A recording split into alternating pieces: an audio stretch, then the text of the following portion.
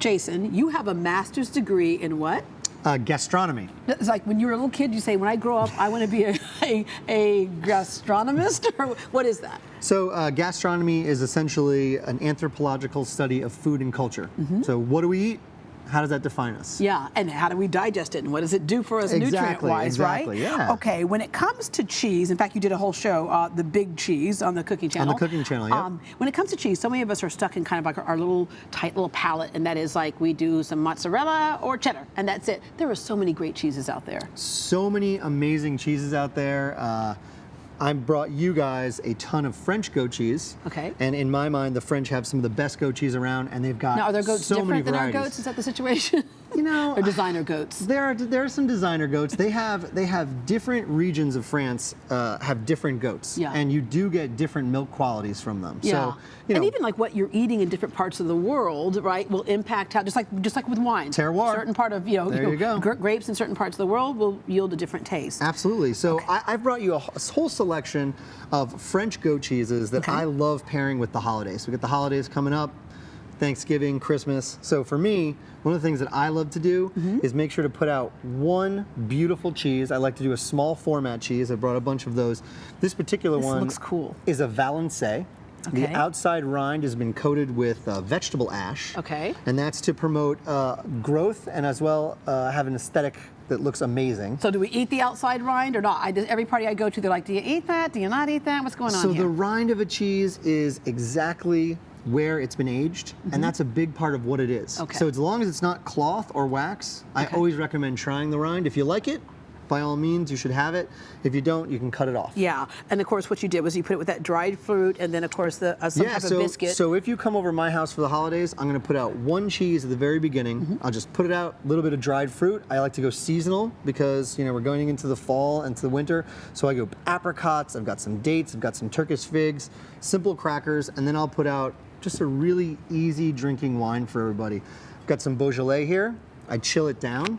This is a really beautiful Beaujolais Village. Okay. Known for just easy drinking, elegant, complex, but light on the palate. So a great starter. I'm gonna go back to why you put out one cheese. And of course, the thing is, it's not something for you to fill up on. It's something for you to enjoy throughout the evening. So right? the idea is that when you first arrive, I'm probably running around in the kitchen trying to get everything ready, and I like putting out one thing that I don't have to come out and explain. Yeah. And so you'll see I've made some cards here. I love doing a card for each cheese. It tells you the name, tells you where the cheese is from, and I'll even put a pairing on there to say, have it with this particular one. And it starts wine. conversation in the room as well. Exactly. Okay. And then I like to move on later on after dinner. In between dinner and dessert, keep things chill so we can clean up a little and put out a really magnificent cheese board. Yeah, this is really pretty right here. And it doesn't take much because the cheeses themselves and fruits and vegetables themselves are pretty, if you will. They're gorgeous, yeah. You just kind of group them on the... So my tips are, especially for French goat cheese, there's so many different shapes, there's so many different flavors, there's so many different colors and aesthetics. So I've got one that's very similar to a brie called Le Picot. Okay. I've got Capri Fouet. This one's in a log and really easy for people to cut on their own. Okay. Got Celsucher, another little disc, and this one again coated with that vegetable ash for that really nice aesthetic. And you can check out the rind there, the difference between the two. And then I've got a really unique one called Beth Malchev, and a lot of people don't even know that this exists. This is a pure goat's milk cheese that's almost like a Havarti or a cheddar. Okay, yeah, so I'm looking texture, at it. It looks almost like a texture it's of really like good a cheddar. for melting. So if you were lactose intolerant and you wanted to have some goat cheese to melt on your, That's a good tip grilled to know. cheese, All you've right. got the Beth Mal. You don't like to cut your cheeses before, no pun intended there. Okay. I try not to when I have people over. But you don't like them. You don't like it all. Like a lot of us at a convenience store, we can slice it all up and have it on the board already. So remember, cheese is alive. So if you cut it up into a billion little pieces, it starts to sweat, it starts to dry out, and it's really not presenting itself as it should. These are high quality cheeses. A little goes a long way. Yeah, and that's the difference too, is getting quality cheese. Absolutely. This one cheese, if I were to have, let's say, anywhere from 15 to 20 people over, I would just put that one out. Everyone's gonna have a nice taste.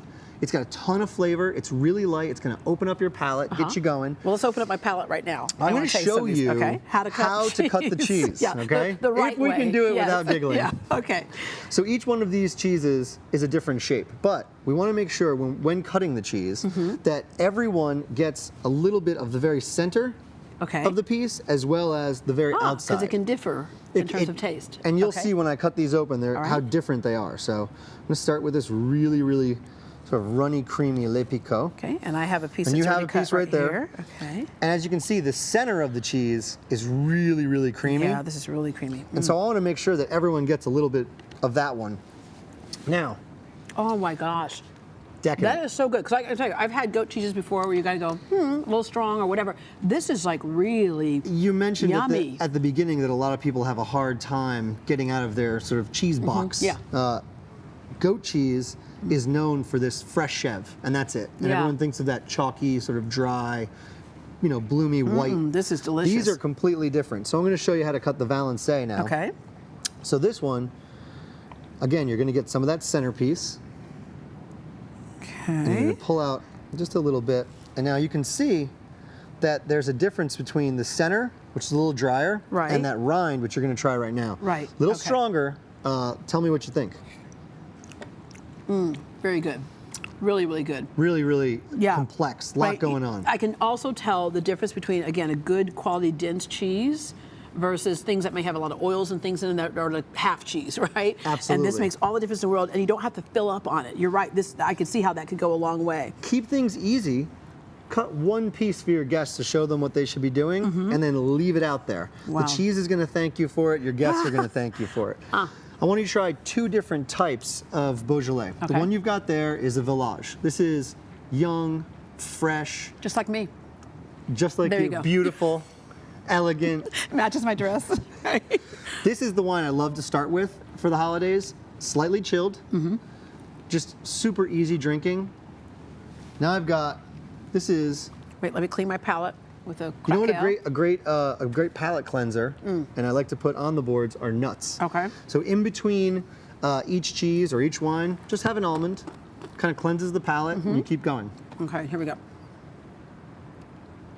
What do you think? Oh, yeah. A little more complex, Yeah, little bit of a heavier body. Yeah. This is one of their crus. So there's 10 different crus in the Beaujolais appellation, and each one of them has a very distinct flavor. Yeah. So you can go with the Village and go super easy, bright, start the evening, and then you can go throughout the evening with a cru, and these are really accessibly priced wines. And the great thing about this is that I think just like wines a few years ago, more people had access to them because we have more vineyards around the world, and people started to learn about wines. More of us are starting to learn more about cheeses as well. And for Absolutely. me, when I go to the party, I can sit down and have this right here. That is my This is entire dinner. meal. This This is is dinner. it. It's my entire, like the French, and they're skinny people. Okay, they drink wine and they eat cheese, so I'm gonna start doing the same thing.